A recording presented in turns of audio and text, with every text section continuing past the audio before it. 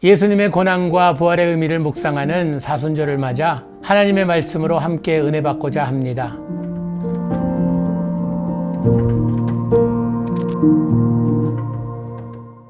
안녕하세요. 한국 컴패션 박형원 목사입니다. 오늘 우리에게 주시는 하나님의 말씀은 요한복음 11장 25절에서 27절 말씀입니다. 예수님께서 부활이요 생명이다 라고 하신 말씀입니다. 제가 봉독해 드리겠습니다. 예수께서 가라사대 나는 부활이요 생명이니 나를 믿는 자는 죽어도 살겠고 무릇 살아서 나를 믿는 자는 영원히 죽지 아니하리니 이것을 내가 믿느냐? 가로되 주여 그러하외다. 주는 그리스도시요 세상에 오시는 하나님의 아들이신 줄 내가 믿나이다. 죽음은 모두에게 찾아옵니다. 차별하지 않습니다. 악한 사람만 죽는 것이 아니라 선한 사람도 죽습니다. 건강했던 사람도 죽습니다. 가난한 사람도 부자도 유명인사도 무명인사도 다 때가 되면 죽습니다. 아무리 내가 준비가 되지 않았다 하여도 불청객처럼 찾아오는 것이 죽음입니다.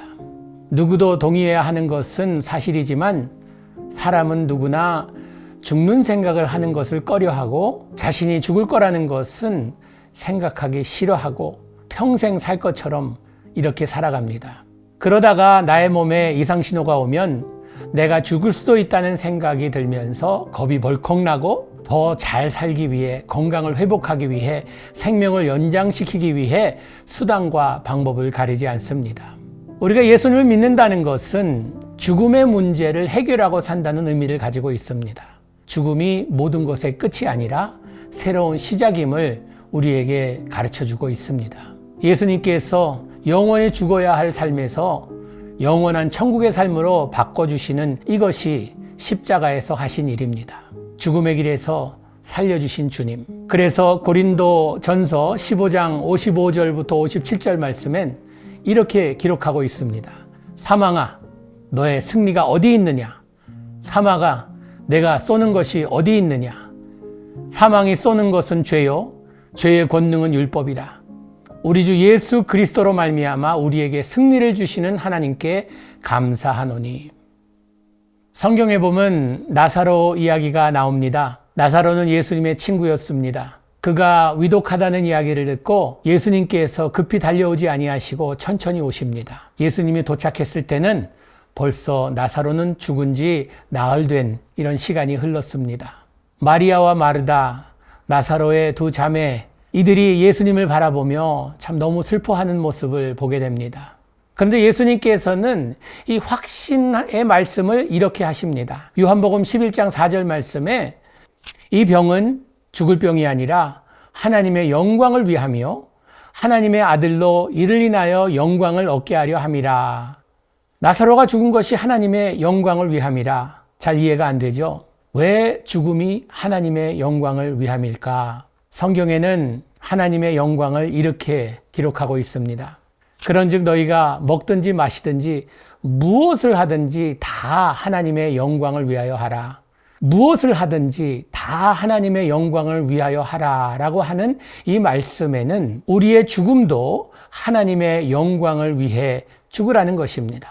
여러분, 하나님의 영광을 위해 죽는다는 것이 무엇입니까? 세상은 죽음 앞에서 불안해하고 공포에 떠는 이런 삶이지만 하나님께 영광을 돌리는 것은 이 두려움과 공포에서 해방되어서 부활의 신앙을 가지고 나의 인생이 끝이 아니라 이제 새로운 시작임을 선포하며 산다는 것입니다.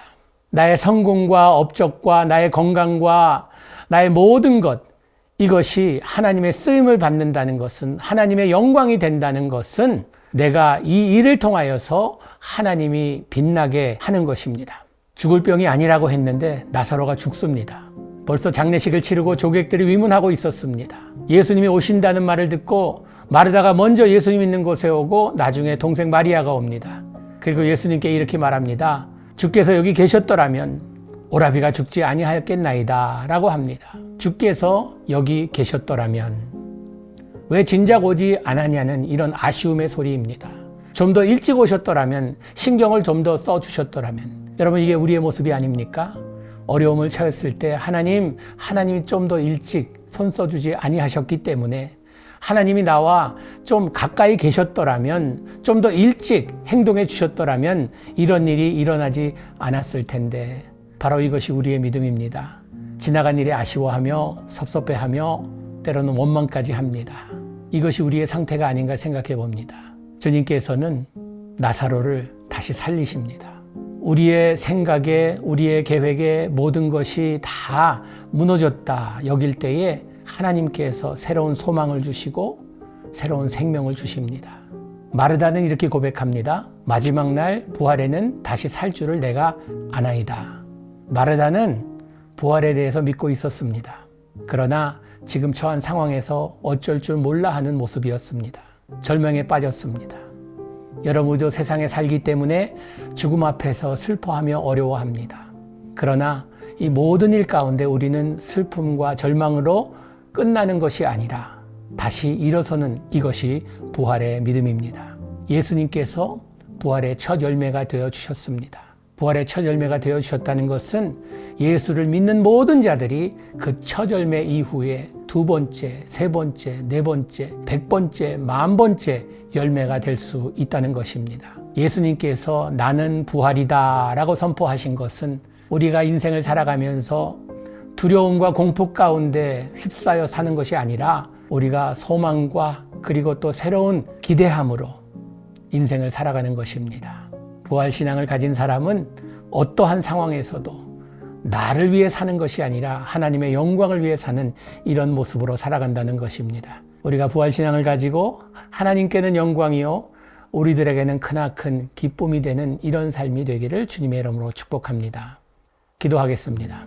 하나님, 우리에게 부활의 첫 열매가 되어 주셔서 죽음 앞에서 공포에 떠는 것이 아니라 담대함으로 강함으로 살아갈 수 있는 믿음 주신 것 감사합니다. 부활의 확신을 가지고 우리가 승리하는 삶 살게 하여 주시옵소서. 예수님 이름으로 기도합니다. 아멘.